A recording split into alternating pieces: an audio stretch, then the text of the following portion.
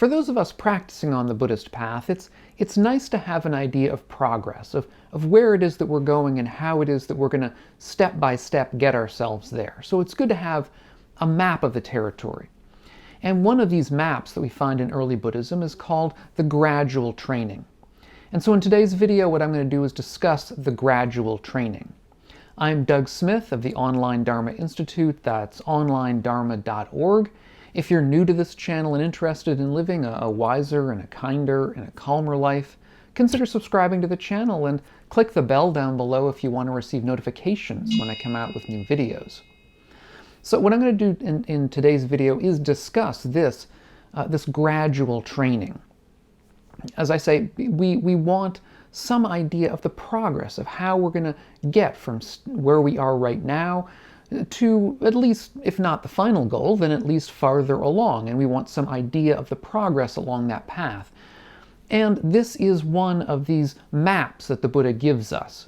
Now, perhaps the most famous of these maps of the territory is the Eightfold Path. And I've done a number of videos about the Eightfold Path. I'll put a link to a playlist down in the show notes below if you want to hear that. However, the Eightfold Path is only very roughly linear in the sense of being step by step. Just to begin with, the Eightfold Path starts with right view. Right view is something that really, in some ways, culminates in the end of the path. So, in a certain sense, the path isn't really starting from right view, it's almost ending at right view in a certain way of understanding that. So, it I think would help to have a more linear idea of how we get from the stage where we are now or where we are as beginners along and to see how we can then progress from one stage to the next. So in early Buddhism we have this gradual training, which is also known as the gradual practice or the gradual progress. It's called different, it has different names, but it's the same basic idea. In early Buddhism, practice was gradual. It was not the sort of thing we would expect to have culminate in 1 second, although that 1 second might occur, that 1 second of insight might occur after a long lifetime of practice. I did an earlier video about that as well. I'll put a link to that one down below in case that interests you.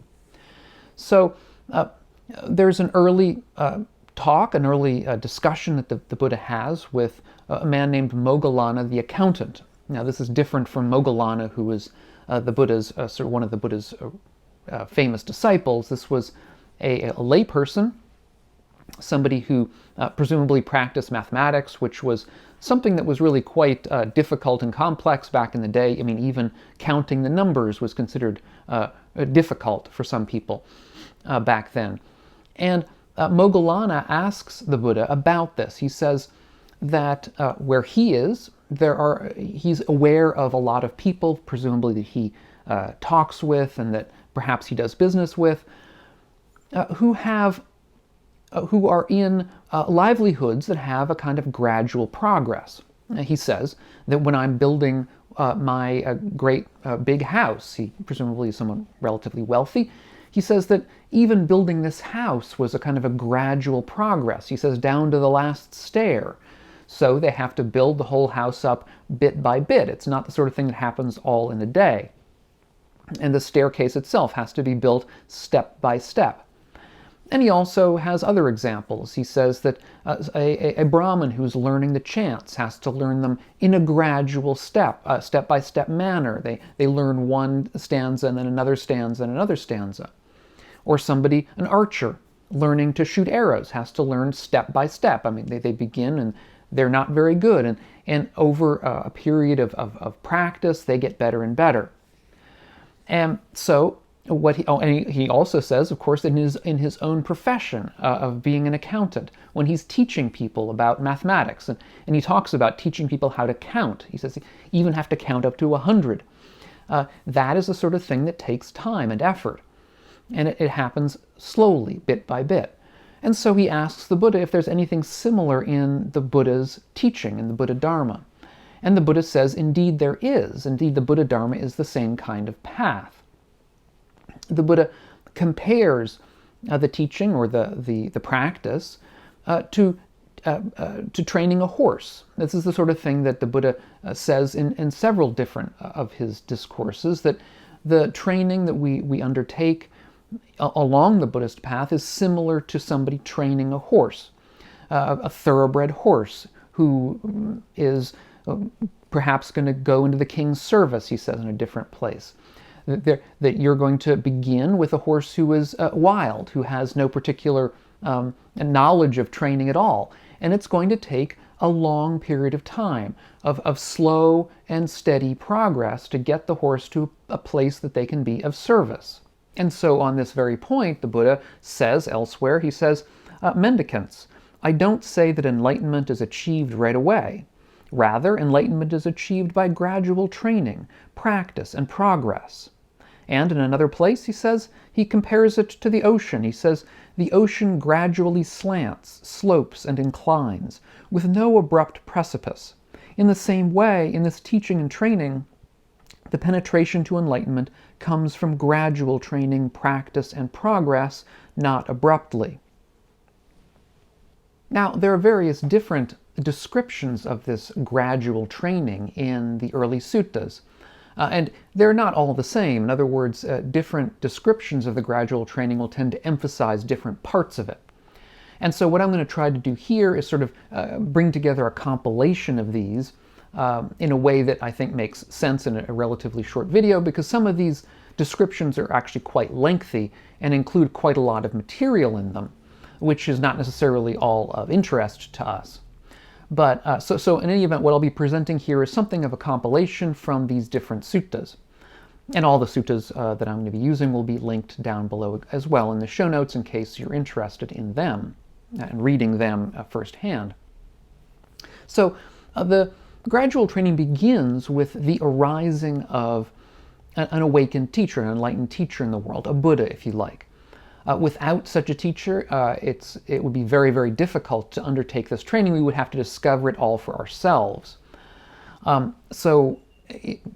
Typically what happens is you have this arising of this teacher who discovers the Dharma for themselves and who then teaches it to the world. And that sort of kicks off the possibility of this training. And then what happens is that they teach this, and then a layperson hears it.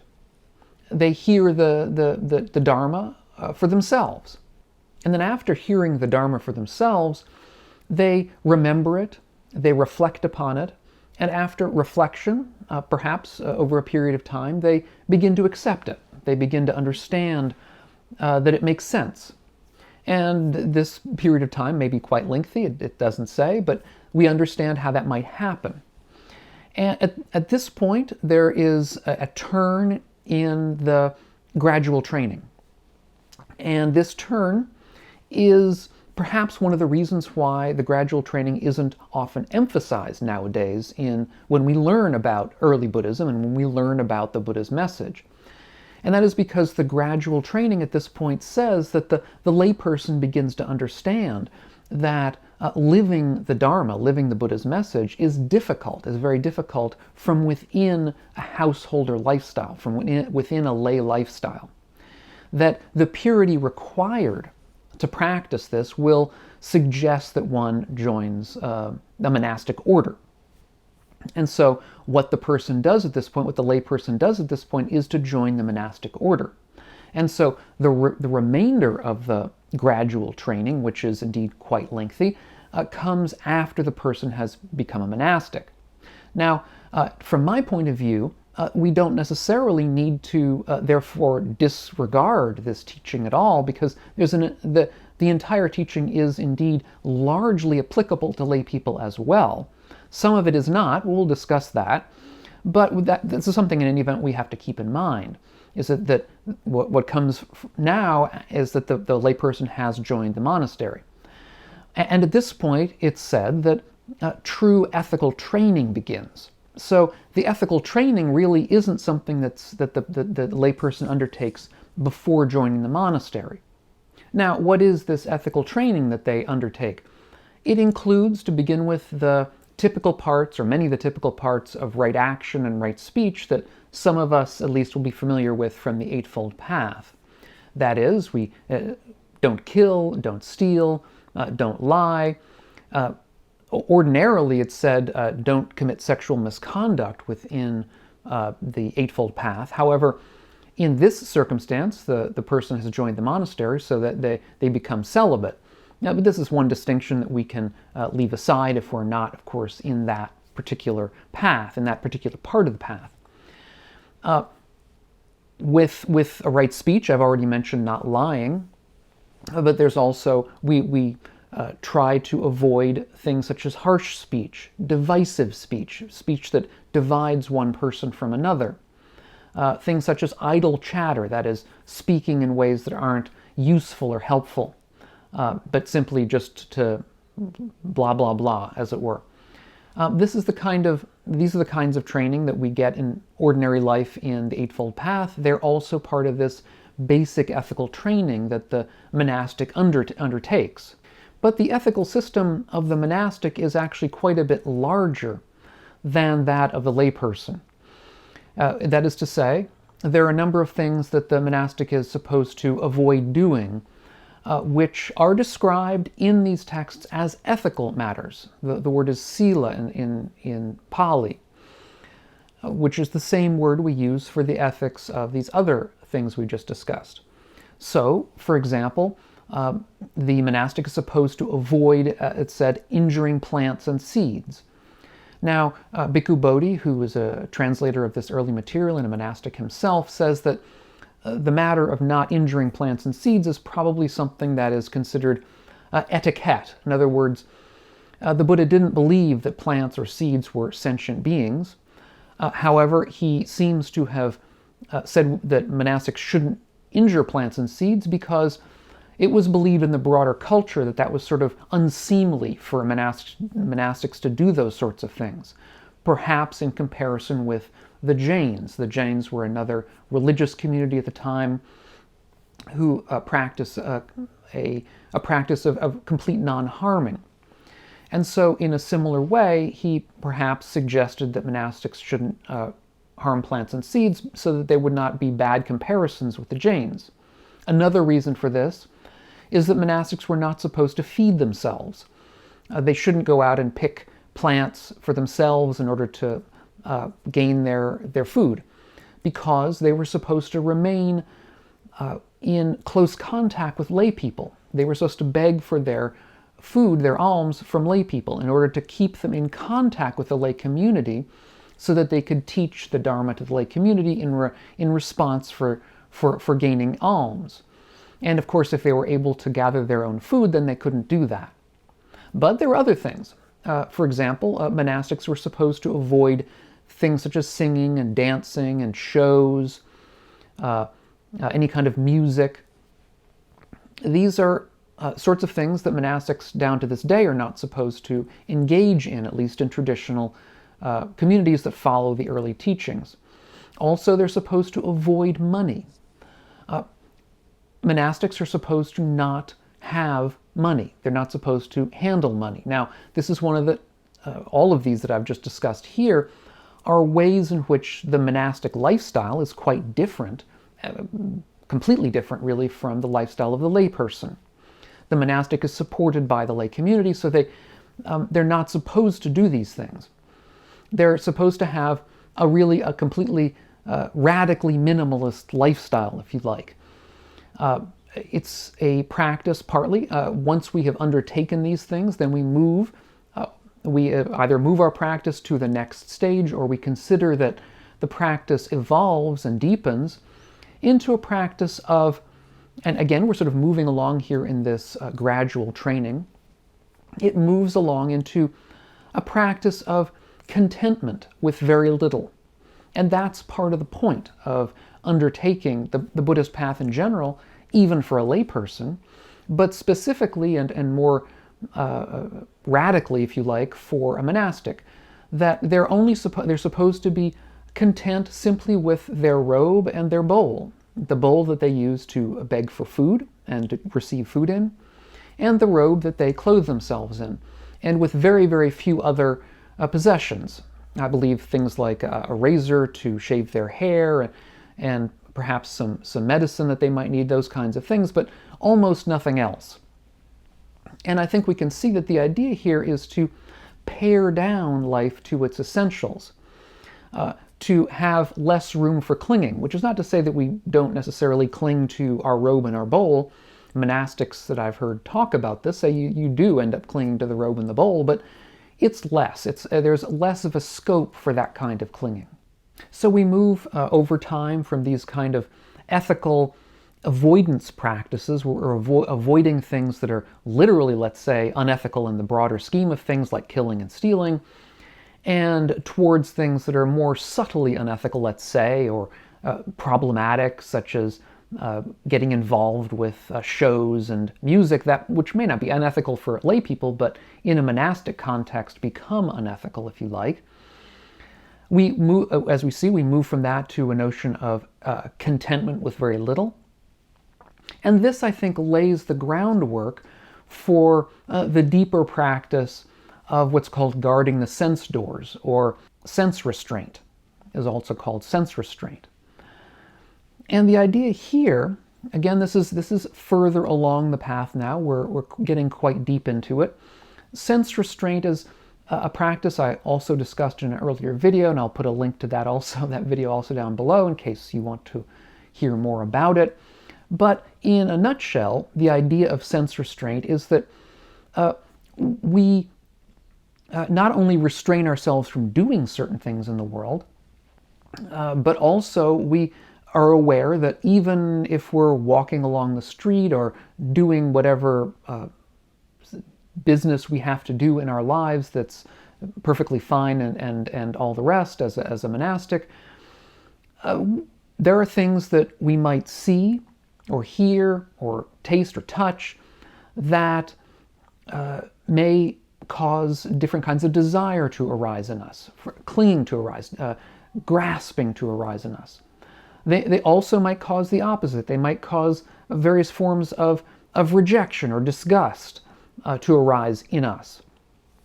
And the idea here is that when we're faced with those kinds of situations, we undertake a practice of guarding the senses, of not focusing on those aspects of lived reality of our lives that cause these very strong emotions or strong attachments to arise.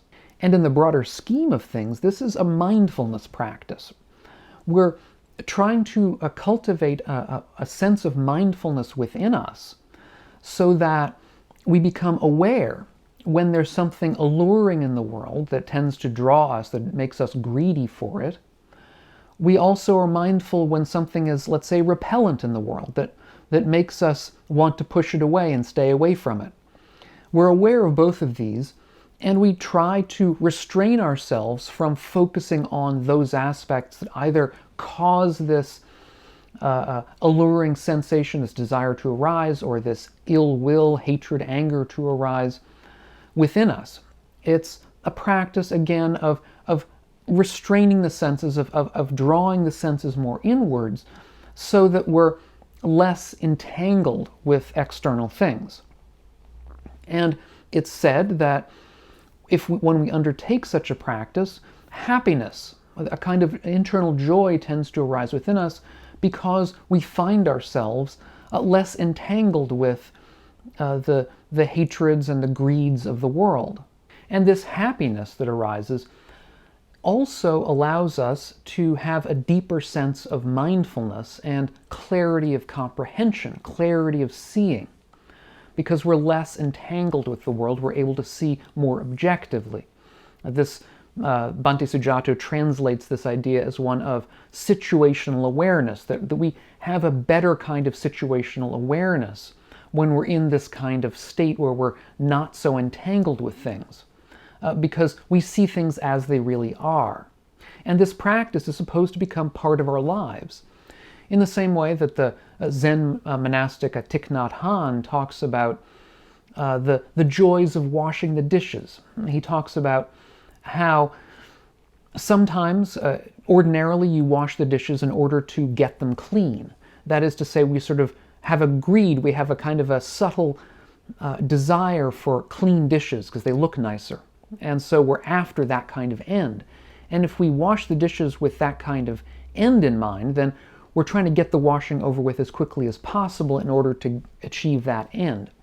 Whereas, if we're washing the dishes simply out of a desire to wash the dishes, simply to wash dishes, then we can undertake it with more clarity of mind, and more happiness, and with less clinging.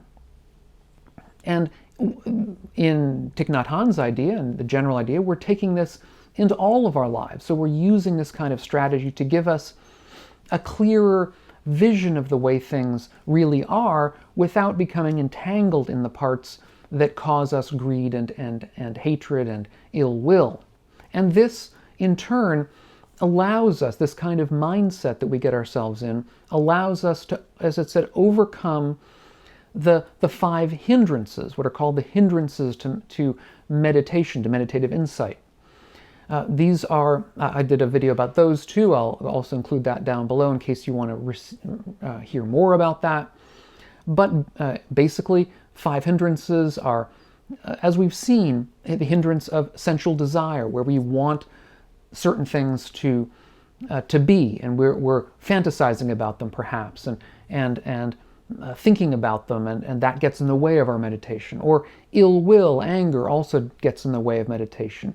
And we can also have a tiredness or a sense of monkey mind, of too active a mind. These are also hindrances. Or doubt is the 5th one, where we're sort of stopped by our doubts about our own practice. And the happiness that arises at this stage along this gradual training is one that allows us to overcome these hindrances and allows us to achieve a deeper and more profound state of meditation. And these deep states of meditation that we achieve after overcoming the hindrances are known as jhana. There are 4 of these jhanas. They're deep states of meditation, known as meditative absorption or meditative immersion, concentration. There are various different ways of describing them. But they're deeper and deeper and deeper and more pleasant but rarefied kinds of mental states. And the final one is considered a kind of completely pure state of equanimity and mindfulness. And the monastic who is on this gradual training should be in a position of perfecting that final state and perfecting these states of jhana, at least in the early training. At that point, there are a couple of different ways that the suttas discuss the next stage.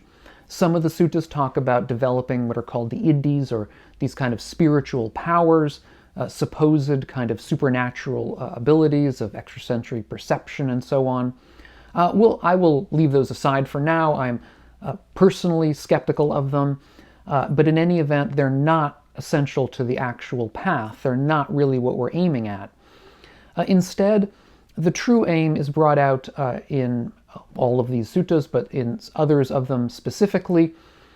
This is the awareness of what we might call aspects of the Four Noble Truths. That is, this direct awareness that this is what suffering is. This awareness that this is what the origin of suffering is. This awareness that suffering comes from clinging and craving. This awareness that this is what the ending of suffering is, because we see it directly. We see directly the ending of suffering. And this awareness that this is the path or the practice that ends suffering for us, because we've seen that in our own lives. So these are the kinds of things that arise after the perfection of these kinds of jhanic states and in meditation as well. It's also described as seeing these are the defilements. We can see another description is that after these stages of meditation, we begin to see what the defilements are in us. We begin to see what the problems are in our own mindset. We begin to see, in particular, that we have this defilement, this problematic mental state, which is this tendency to greed, to wanting sense pleasures, and to avoiding or disliking, being angry with pains and unpleasant circumstances. That's one defilement. That's one mental problem that we tend to have. Another one is our tendency to grasp after continued existence, our tendency to grasp after not dying, after immortality, if you like, or rebirth into the next life. That is also a kind of a defilement, a kind of a grasping at things. And there's also the defilement, the very basic defilement of ignorance, of being ignorant about the way the world actually works, in a deep kind of emotional sense of ignorance. That is to say, we may believe in some conceptual sense that we're not immortal, that we're going to die at some point, but there's this kind of emotional ignorance that says, yeah, well, but you never know, kind of thing. And at this point in the path, we're very, very far along here. The monastic, or the person who is at this point, is aware that these are the defilements that arise in their minds. They're also aware that these defilements spring from ignorance. They spring from craving and clinging. They're aware that they also have an end in the ending of craving, in the ending of clinging, in the uprooting of ignorance. And they are aware that these states of nirvana, if you like, of awakening, arise through the path that we've been discussing, through this kind of training. And at this point, the culmination of the path occurs at enlightenment, at awakening, at the final stage where we've uprooted these defilements and we're no longer faced with them. Now, the description I've given here is clearly extremely compressed and would take place over a grand portion of a lifetime. And indeed, as I've mentioned before, there are certain suttas where these are quite elaborated, and there are many more examples, many more things that have to be achieved, but they're in these the basic context that I've been giving here. And so what we see here is a progressive, linear kind of path, starting at the stage where the layperson, hasn't even heard the Dharma yet, and ending up at a stage of complete awakening. Now, one way to understand, I think, this training more is to look at these noble truths themselves that I've mentioned at the end here as themselves kinds of training. And I did an earlier video where I talked about seeing the noble truths themselves as a form of training. And what I like to do is to put a link up here on the screen. I suggest taking a look at it if you want to see these in more detail. Thanks so much to all of you. Thanks for all my Patreon supporters. They make this possible. If you're getting something useful out of this, consider joining them. And be well.